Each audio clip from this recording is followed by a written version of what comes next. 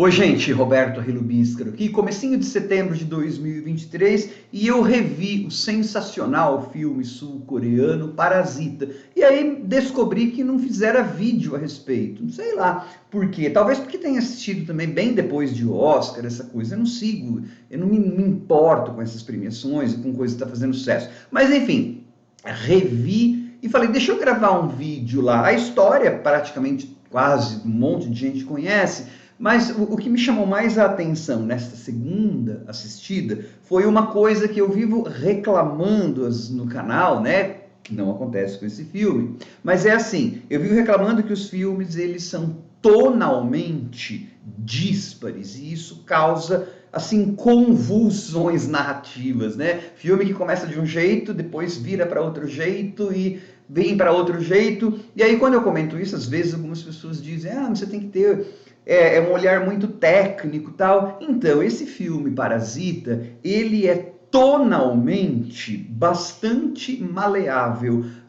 Parece comédia de costume, parece Hitchcock, parece Shakespeare, parece filme de terror, parece suspense, parece tragicomédia, parece um monte de coisa. Tonalmente ele é uma salada, só que o que mantém a coesão desse filme, né? Alguma das coisas é a técnica perfeita que tem na composição das imagens, no uso da trilha sonora, no uso da iluminação. São aspectos técnicos que fazem com que você enxergue esse filme de forma bastante homogênea, mas quando na verdade ele é, como eu falei, essa salada tonal. Só que aí nesse caso, uma salada tonal muito gostosa e muito ácida de se comer. Antes de continuar, gostaria de convidá-los a se inscreverem no canal Robertando, curtir os vídeos, compartilhá-los, agradeço bastante. Por exemplo, bom, então é assim, para quem não sabe, trata-se de uma família que mora em um semi-porão, isso é muito importante,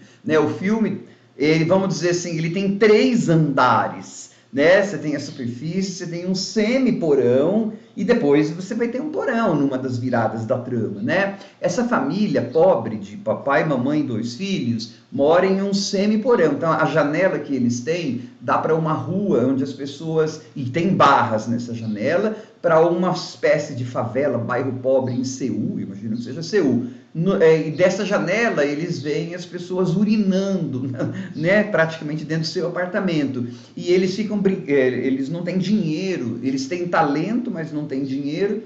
E aí, então, eles não têm dinheiro, por exemplo, para pagar o telefone e usam Wi-Fi de graça. Então, no começo do filme, eles estão lá, correndo pelo apartamento para ver onde que está o Wi-Fi. E eles acham o Wi-Fi, o sinalzinho, perto da privada. Então, aí, nessa segunda vez, eu fui percebendo essas coisas, né? O Wi-Fi fica perto da merda. É simbólico o negócio, né?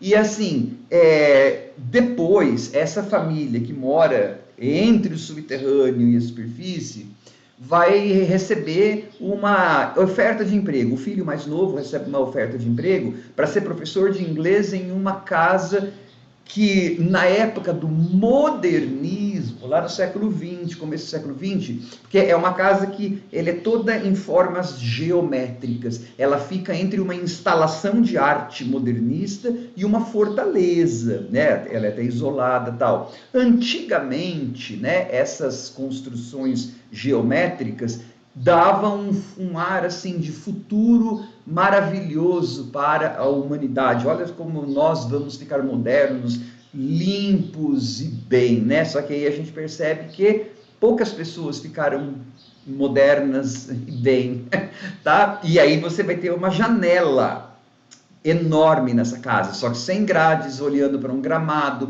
para um lugar onde não tem ninguém. Na verdade, o lugar só tem o que? A festa que a família vai dar, o menino que fica fazendo pirraça, que eles acham que é um gênio, mas na verdade ele só tem síndrome do pânico, alguma coisa assim.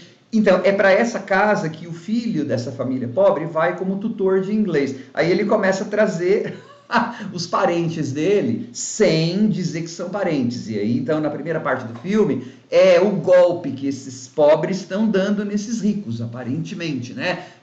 Como que vai se livrar do motorista, como se vai livrar da empregada. E percebe, por exemplo, como esse desnível tonal, porque depois isso isso muda, né? Vai tendo várias viradas no roteiro. Quando você pega assim, como que o diretor escolhe filmar as duas famílias? Tenta perceber, por exemplo, que quando eles vão filmar a família pobre, eles quase sempre estão no mesmo quadro, estão amontoados na mesma cena.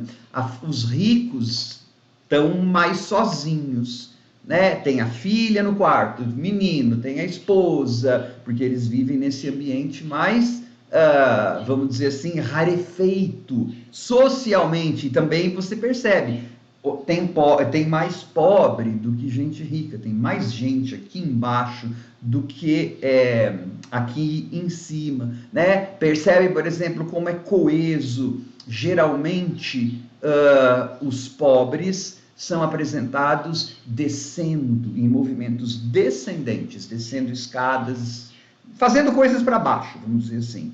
E os mais bem de vida ascendendo, com SC, subindo escadas, fazendo, né? E tem aquela história do próprio parasita, porque assim, a gente não sabe direito quem que é o parasita. Você fala, mas é a família que vai ficando ali, né?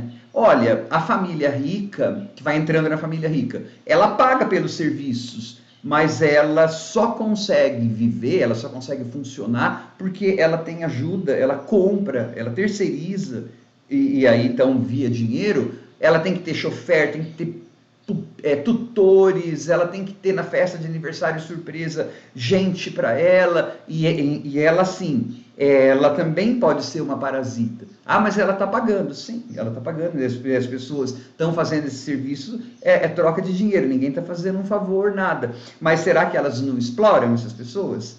Porque você percebe que algumas vezes essa família rica aí, que é tão bacana, né? Eles não tratam, na verdade, os pobres mal.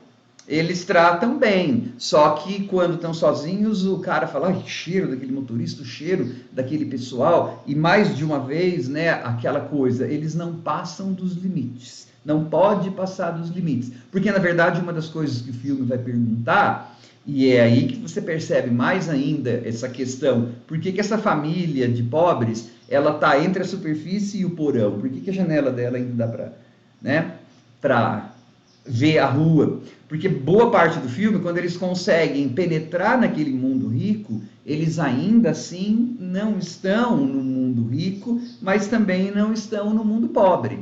Só que mas eles não pertencem mais, quando eles estão lá dentro, a nenhum dos dois. Só que, claro, eles acabam pertencendo muito mais para o mundo pobre. É tudo um jogo de ilusões que eles acham que tem. Mas os ricos também têm suas ilusões, né? O filme não demoniza é uma crítica ao capitalismo, na verdade, né? É o capitalismo, vamos dizer assim, que seria o grande vilão. Porque os ricos também criam mundos de ilusão. Mudam o nome dos empregados sul-coreanos para Kevin, para Jessica, né? Fica com aquela história de futebol americano, de índio, enfim, vivem outra cultura, tá? Parece que eles também não estão nem cá, nem lá. O filme é muito bacana, e aí depois você tem uma das grandes viradas do roteiro, né? É que você vai descobrir que existe sim um porão, e daí tem aquele final que eu acho tão bacana, né? Que aí vira uma história de fantasma, né? Não sei se vocês perceberam muitas, mas é uma história de fantasma, só que é um tipo de fantasma. Bom, o fantasma já é uma entidade que está entre dois mundos, né? Ele está com um pé aqui e um pé lá. Mas esse fantasma, né, ou esses fantasmas desse filme, eles são fantasmas sem serem mortos, então eles também estão em pés, em mundos distintos. Foi nessa vez, né, nessa segunda vez que eu vi este filme, que eu percebi como que é muito bem feito, né, e como que isso está muito representado nas tomadas, nas posições das pessoas.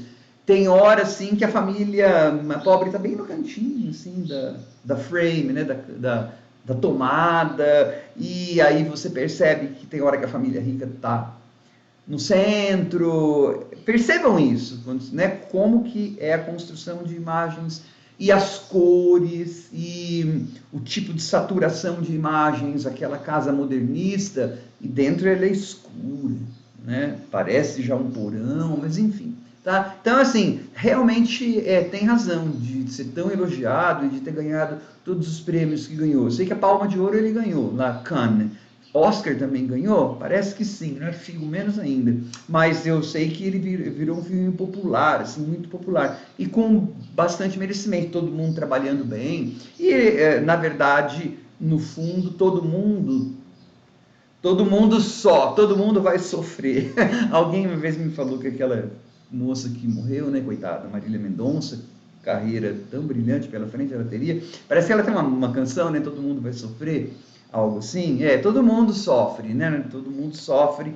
Só que alguns sofrem mais do que outros, mas todo mundo sofre, porque o filme está falando dos problemas de classe social, né? Na verdade, é uma crítica ao capitalismo selvagem. É muito bacana e, na verdade, como que aquela casa, né, representa como que o capitalismo, um tipo de capitalismo que prometia tanto, acabou criando essa divisão mais feroz ainda. E também mostra que tem gente que está pior do que aquilo lá, né? Enfim, ele é um filme para várias leituras. Quem sabe um dia eu não vejo de novo e aí faça outro vídeo do Parasita. Para quem não fez nenhum, né? Parasita 2, que eu percebi agora na terceira assistida. Mas, vixe, do jeito que eu tenho coisa para assistir, sucedendo por novidades, isso demora anos a acontecer. Tchau, pessoal.